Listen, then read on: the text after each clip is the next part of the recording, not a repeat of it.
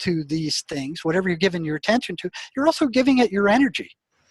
So if you're concentrating on listening to EVPs, you're giving whatever these entities are your energy, and they go, oh man, here's a feeding source. Look at, he's even looking to get, it's like a fish that jumps into the boat. It's fascinating because like the whole movement of awakening that's going on around the world at the moment, there's this kind of struggle between needing to know what's happening and yet not getting sucked into the kind of horror and negativity of understanding how awful, these entities and this negative energy is on the planet. So, needing to understand, be informed, to understand the extent of it, but then somehow transmute that and find your humanity and your courage and your positivity to be able to influence it, so that it's not sucking you into this endless, source of, it wants you there in this state of shock and horror and outrage. You know what I mean? So exactly. I think once you've got to overcome that initial shock and that kind of horror, there's a certain sort of, I find a certain sort of immunity to it, because from my perspective, I can practice my spiritual power. I can sit in my spiritual power. I can chant what I chant. I can practice my Buddhism, and I can celebrate what I consider to be my Buddha nature. I can say, wow, look at this power. Look at this. This is wow. This is amazing what I can do with this power that I have in a very positive way. I can use it positively, But there's this kind of in-between moment where you have to go down those rabbit holes. You have to understand the power that we're up against, this kind of incredibly powerful, life-sucking entity, And it's not just schizophrenics. They're hitting all of us all the time. Sherry, my partner in arm here, she came up with, she calls it the That's a Lie program, which helped her break out. And I've seen that same concept operate with when I was working with schizophrenics. She's just made it very concise and very clear. And she basically says any negative thought you have about yourself or anyone else is inserted into your mind by these entities, hoping to hook you. So they'll throw that in and go, yeah, that guy was a real butt. You ought to lash back at him.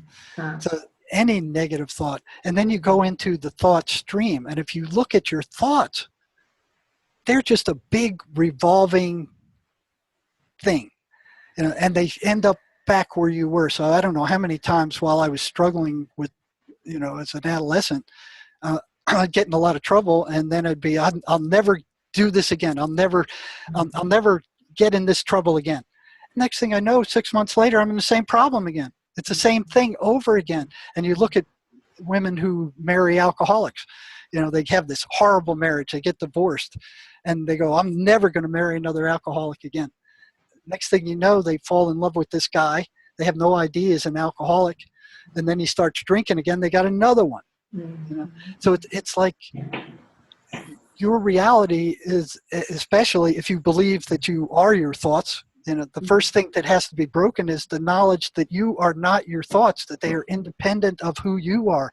You are the awareness of that exists in there. And the first time I was exposed to that was before I left, and this was a very strange lesson.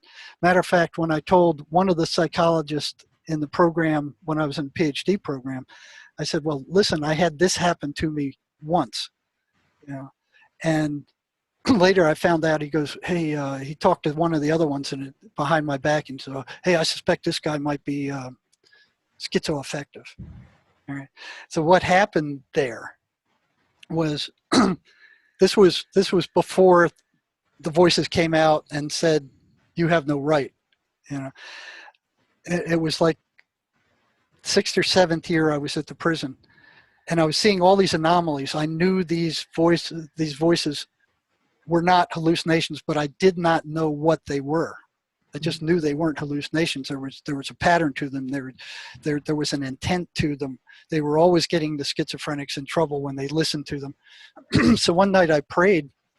I said, Lord, show me what these things are. Show me what they are. And it was a couple of weeks later. And what I would do is I lived on a lake then, and would commute to the hospital. Milledgeville at that time was in the middle of nowhere. So I'd go swimming at night in the lake in the summer, and there were motorboats. There weren't too many motorboats, and I was a good swimmer. I was a scuba diver. I loved the water. I was like a fish in the water. I'd had all this survival training with the water. I had a lot of time underwater diving. Temple University required you to take an entire year, one semester of skin diving and then another semester of scuba diving, and it was much more intense training than they provide today. It took a whole year. So I went out to the lake one day, and I was swimming. It was like after dark or right about sunset, and the water was bath warm, just bath warm. The surface of the lake was just glass smooth. So went in and I started swimming. I was in much better shape then, and I just got my stroke going, and it was like meditation. I just concentrated on the stroke. I balanced out how much air I was using with how much energy I was using, and hit a nice balance where I wasn't really pushing things. And I was cutting through the water at a pretty good clip, but wasn't really. And just kind of, it was like a meditative practice, just each stroke, just, paying attention. And then I started feeling tired. So I went, well, I wonder where I am. And I come up and I look around, and I'm way far out. And it's after dark now. And I wasn't worried about it at all. I couldn't make it back to the shore because I was way too tired. But they have what they taught me was a rescue, was a survival float. So you kind of put your hands behind your back, clasp them, and then you're just floating like a dead man. Your legs are dragging behind, your face is underwater, your hands are behind your back, and you're just kind of floating with your face down.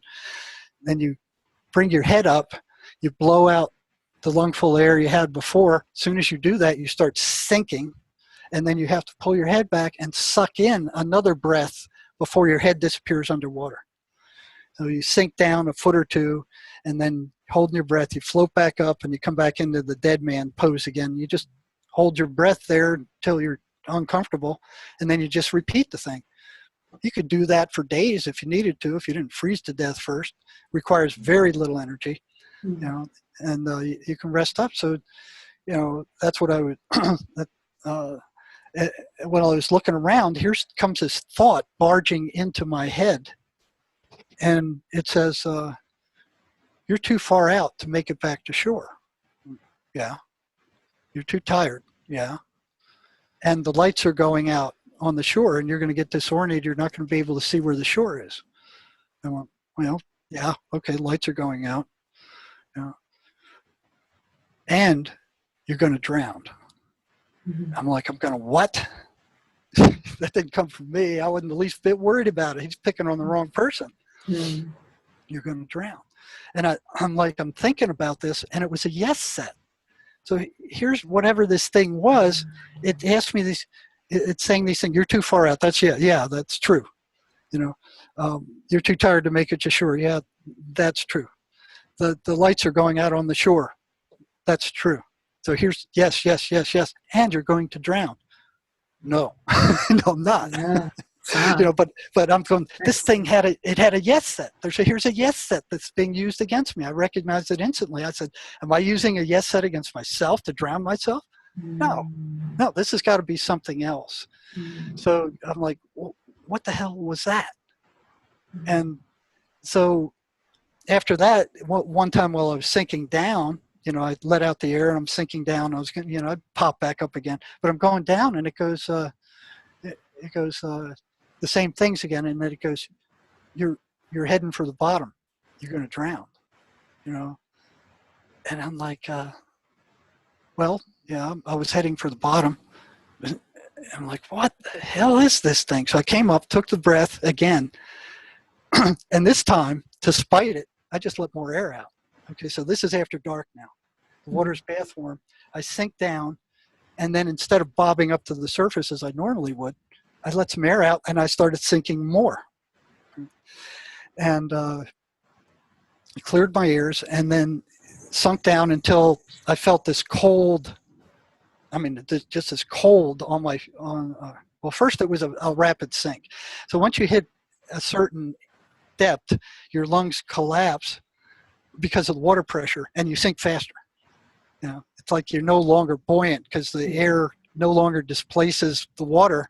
The water pressure, and all of a sudden I felt myself go like, and then whoa, and I'm like, whoa, that's a little bit too fast, you know, considering whatever the devil was going on here.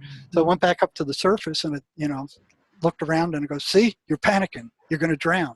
And I'm like, what? You were on the way to the bottom, you're panicking, you're going to drown. And I'm like, what the hell is this thing? So went down again, you know, sunk down, cleared the ears, expected the thing. It wasn't anything I hadn't experienced before. It was just that this is such a weird situation that it was like, okay, I know what that is already. You know, there's nothing to be afraid of there. Then I hit the thermocline. So this cold layer of cold water starts coming up my feet and up my legs, and I'm like, whoa, you know, and I wasn't expecting that because thermoclines are usually on the bottom. They're cold water and they're heavier and they sink. So I hit that, and I shot back up to the surface again. But even before I broke surface, I knew what it was. I said, well, that's just the thermocline. So I hit the surface. Here it comes again. You know, you're panicking. The lights are going out. You're not going to be able to find the shore. You know, you're going to drown. And I'm like, I'm going to what? Yeah. So, so I went down again. And this time went through the thermocline, and there was warm water under the thermocline, which I wasn't expecting at all. You know, once you hit that, all my experience with thermoclines is they sit on the bottom. This one hadn't reached the bottom yet. So I go through it, and then I feel this thing sucking at my feet, and it's like, ooh, it's shot back to the surface again. Even before I got up, I'm like, I hit the bottom. You know, and I had to clear my ears several times, so it must have been down 25, 30 feet maybe, which is crazy if you look at it. So I felt this. I shot to the surface, and here it comes again. See, you're panicking. You're gonna, you know, and there's a motorboat coming.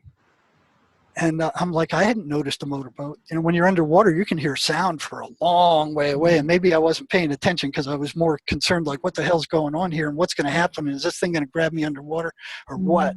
But what was strange, it shut up. Once I went below the surface, it didn't keep prattling. So it wouldn't follow me underwater. It was just only on the surface. I found that strange.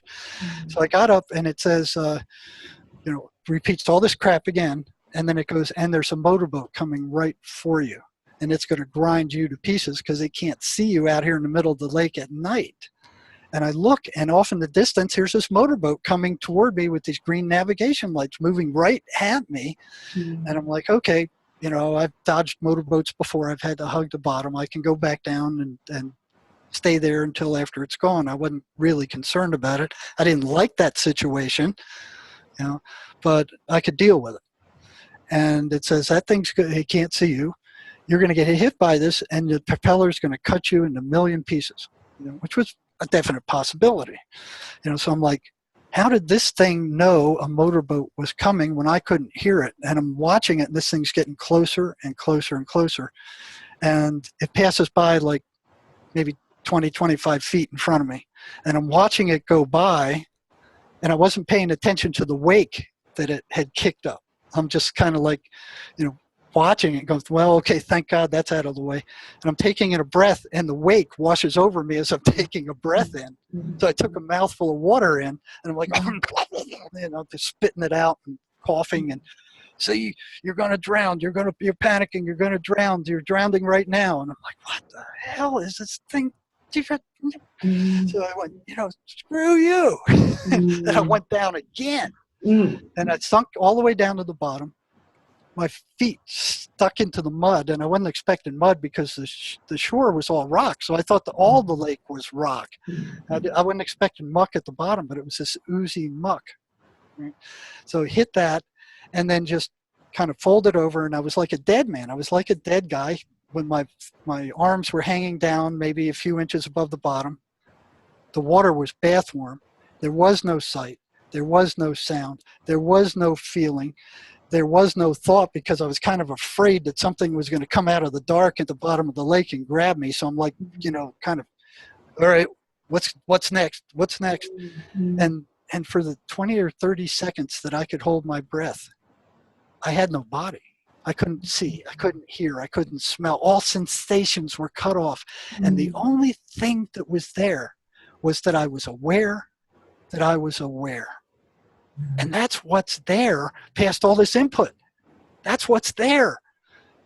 That's what is watching the thoughts. When you step back and you go watch your thoughts, that's what's watching them. That awareness that is you. You are not your thoughts. And you can stand in that position. You can watch these thoughts come into your head, and you can track them. And you can see the nature of them, and you can evaluate them if you can take that step back. And you sit there and you go, well, okay, I've been thinking about this thing that's in the future. It may happen, it might not happen, but you just spent 2 minutes thinking about this crap, and it's not even real. It doesn't even exist. It may never happen. Or you go back into the past and you go, oh man, that was a horrible thing, and and it's a big repetitious circle. If you can't break free of that, you need to, like you said, leave space for something else to enter. Oh, I'm getting a message here that my internet connection is unstable. So let's find this side. People need to leave space for this kind of information to come in, but most of them cannot. Like my friend I told you, he thought he would die if his thinking stopped for any period of time. How did you get out of that situation, Jerry? Did somebody rescue you, or what happened? Oh, hell no. I didn't need anybody to rescue me. I just rested up and swam the shore. My mind was blown. It was like, what surprised me the most is that voice sounded exactly like the millions of thoughts that go through my head every day. There was no difference. The difference was the intent. It sounded just like me. But I knew I would not tell myself those things, nor was I worried about the things that it was telling me that I was worried about, nor did I have any fear that I was going to drown. None. Even though I was at the bottom of the lake, I wasn't afraid that I was going to drown. But 2 weeks later, somebody drowned in that lake in that same area. And I wonder to this day whether whatever that was that got me got them. They probably didn't have as much training as I did in the water. So it was real clear that voice was not mine, that was something that entered my mind, and I had prayed to see what this was, and this is what I'd been shown.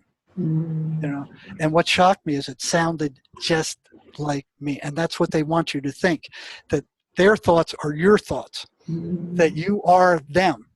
And I've had a number of patients ask them, who are you? What are you? And they would say, we are you.